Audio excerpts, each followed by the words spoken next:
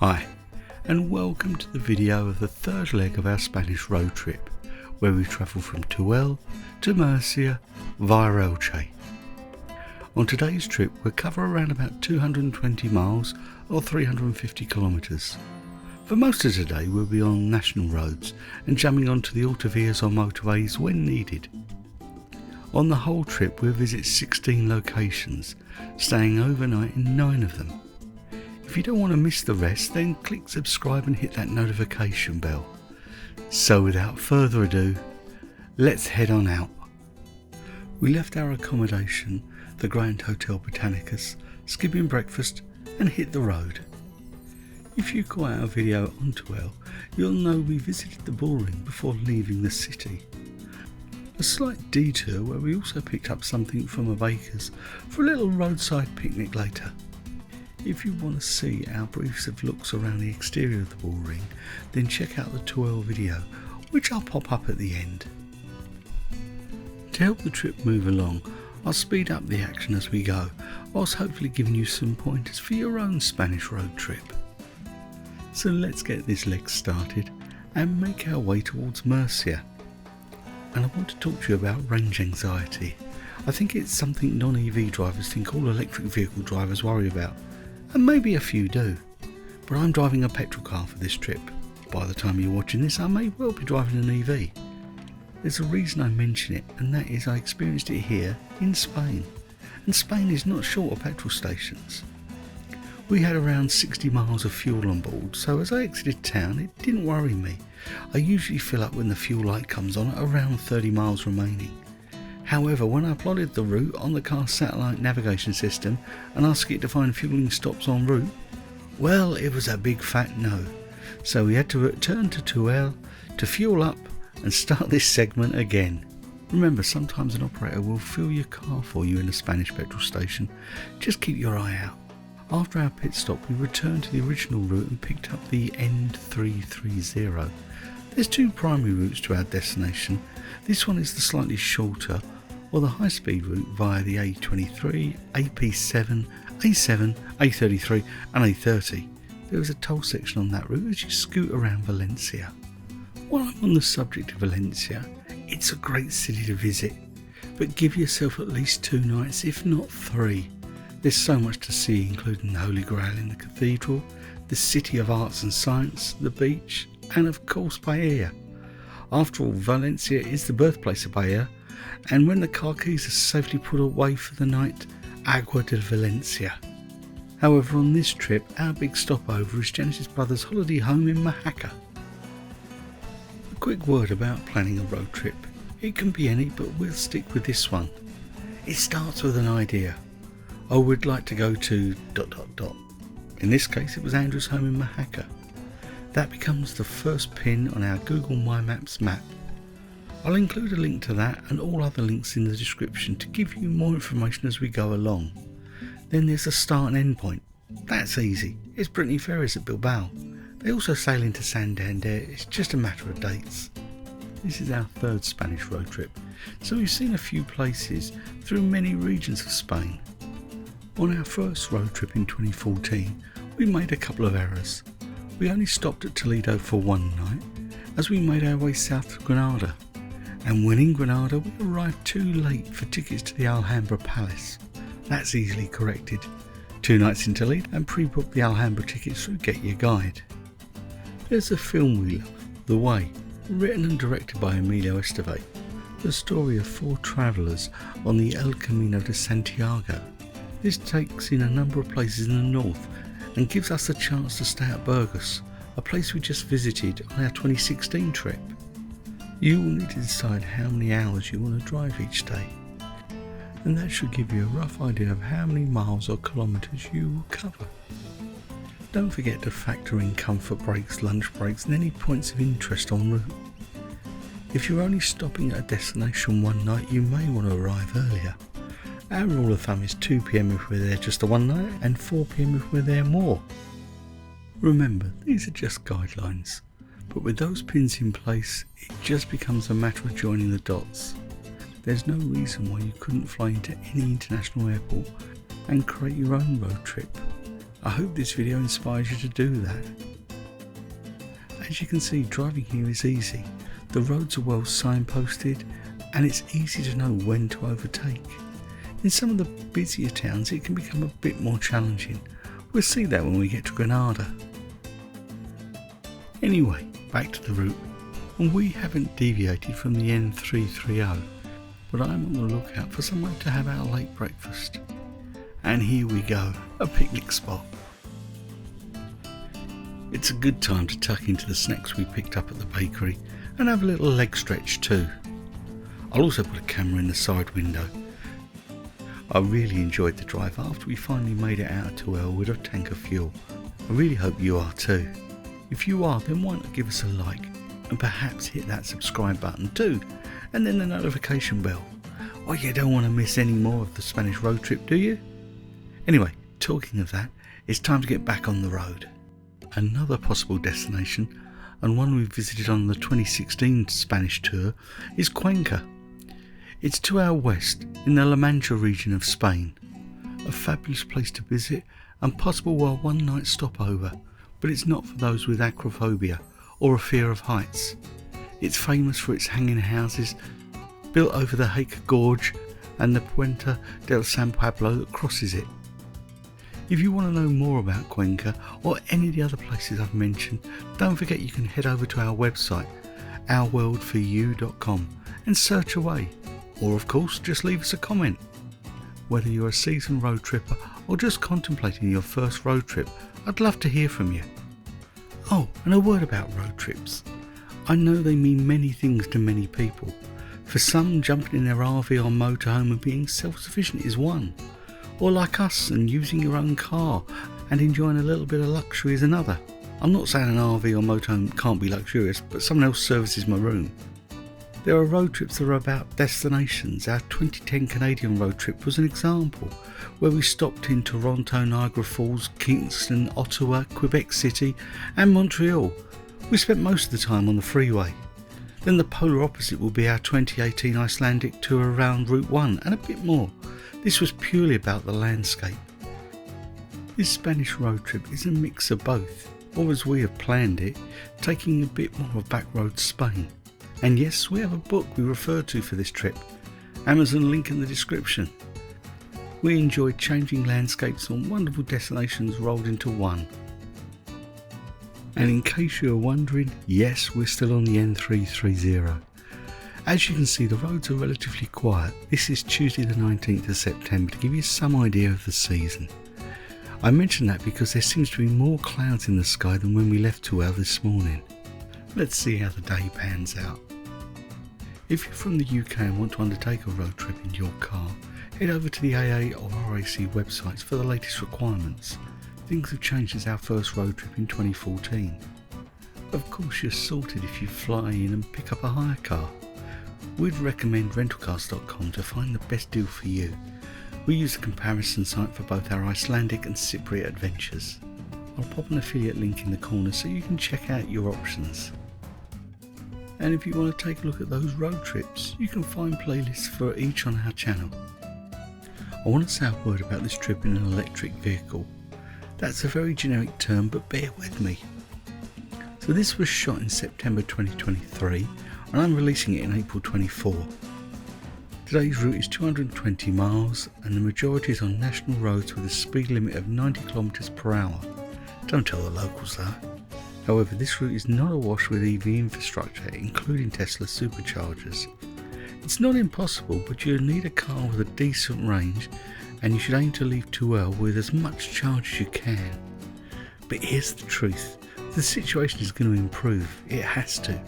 We noticed that more and more chargers were being installed in cities. As we plan our French tour to Provence and beyond for later in 2024, it's fair to say France has a head start on Spain. But I would love to hear from you if you have completed a road trip in an EV in Spain. How did you fare? I have a confession. I'm doing a really bad job of editing this because of the 220 miles of today's route, we've only covered 40 of them so far. It's pretty decent scenery though, what do you think?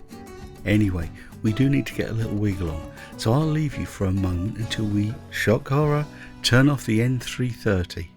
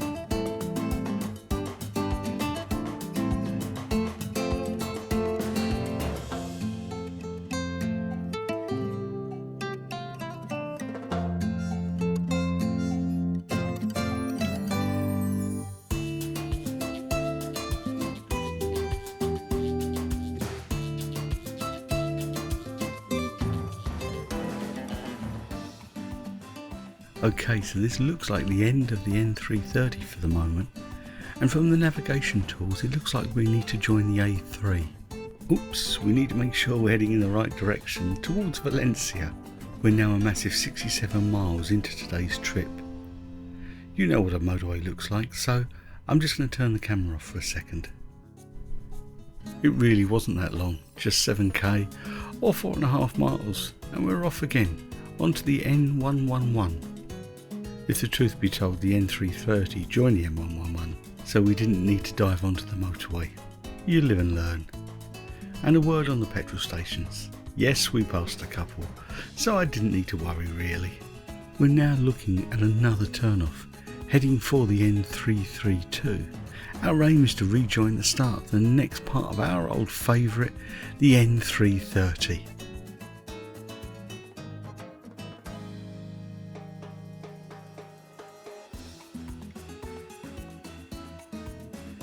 Here she is, the N-330.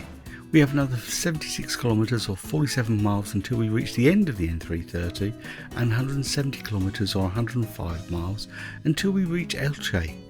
So let's get a move on again.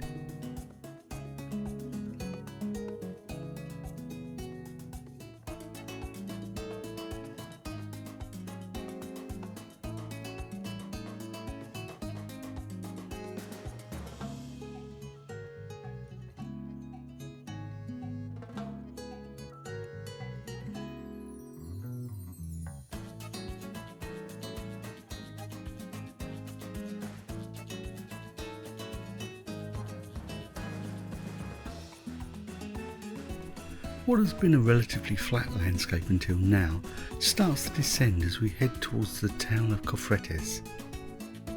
These are the sections I refer to as my PlayStation roads, a landscape that appears to be straight out of Gran Turismo, and where, when I have a good line of sight, I like to have a little more fun on these roads, all within the speed limits of course. It's not so much fun for Janice though, so my playtime may be limited.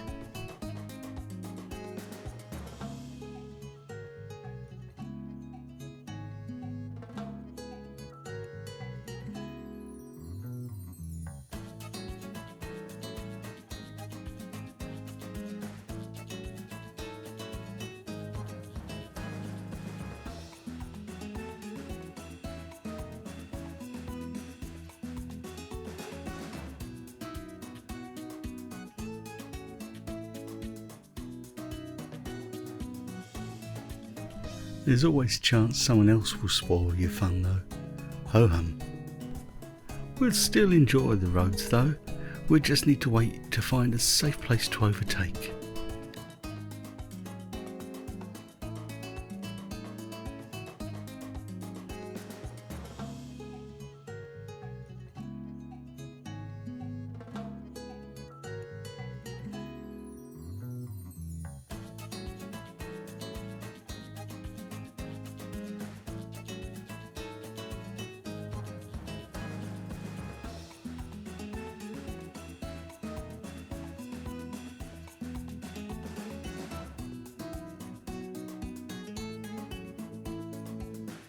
Now this is interesting.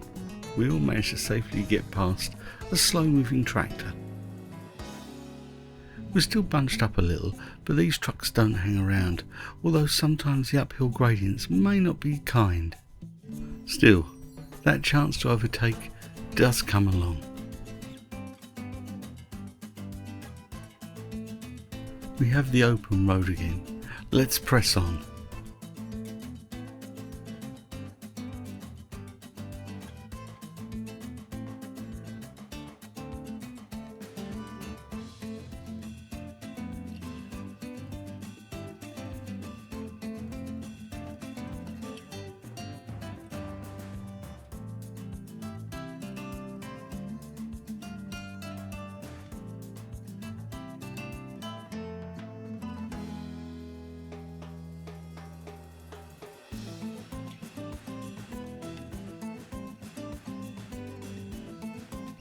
You'll be pleased to know we've now hit half distance on the road. Don't worry, we're more than halfway through this video. And those clouds look ominous. Do you remember the blue skies over Teruel when we left? Still, there's nothing we can do. It's just 75 miles onto Elche, and I'm hoping it doesn't rain while we're there. But again, what can I do? I think I mentioned this on an earlier video. Some of this route reminds me of our Texas and New Mexico road trip. Roads that seemed to stretch as far as the eye could see. The main difference was the yellow road markings. We've now reached the end of our journey on the N-330, and we'll be joining the A31 or the E903. This will take us almost all the way to Elche, and being an A road, I don't want to bore you too much with it, but there are a couple of things I would like to point out. The first is a sight I love to see when travelling through Spain, and that's the giant silhouette of a bull on the hill to the right. Oops, slight mistake. We need to head off to the A7 or E15, otherwise we'll end up in Alicante. And the second thing I really didn't want to see, and that's the rain. I'm hoping it'll clear up by the time we reach Elche.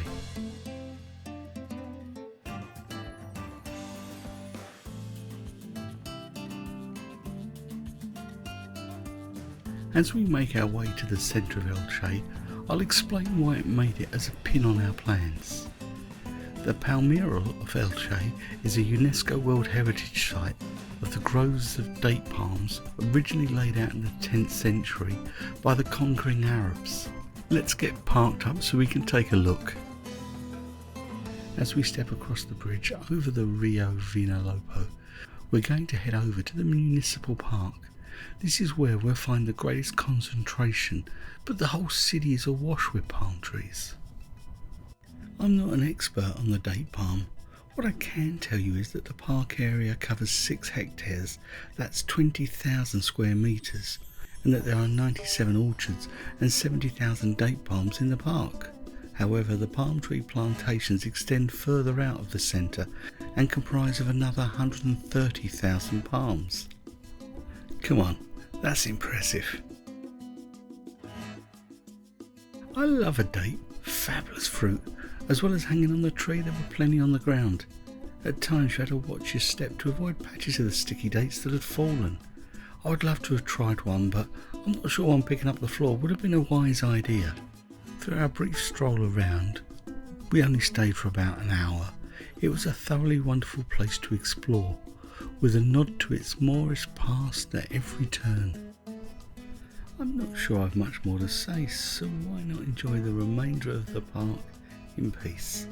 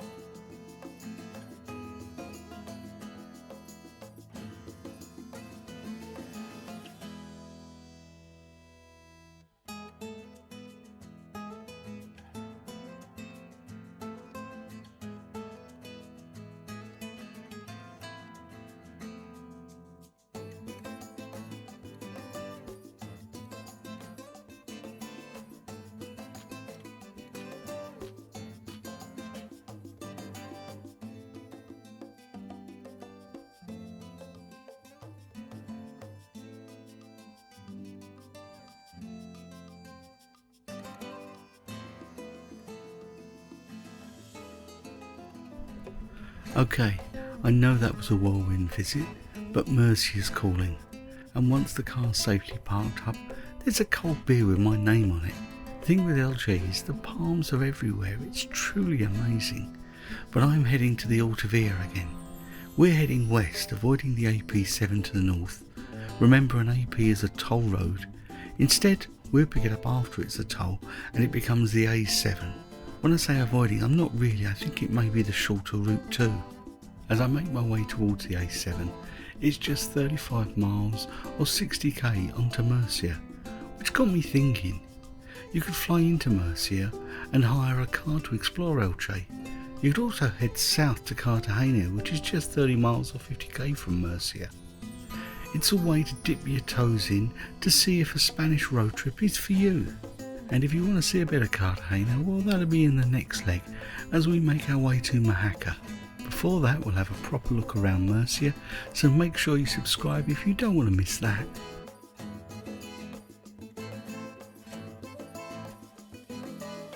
We're now heading off the A7 to the centre of Murcia, and our accommodation, the Circutel Amistad Murcia. The call of that cold beer is getting louder, and that's starting to look like blue skies again. We're closing on our hotel now. If there's anything else you want from these videos, please leave me a comment. So I guess it's now time to wrap up and say thanks so much for watching. Stay safe, stay well, and happy travels.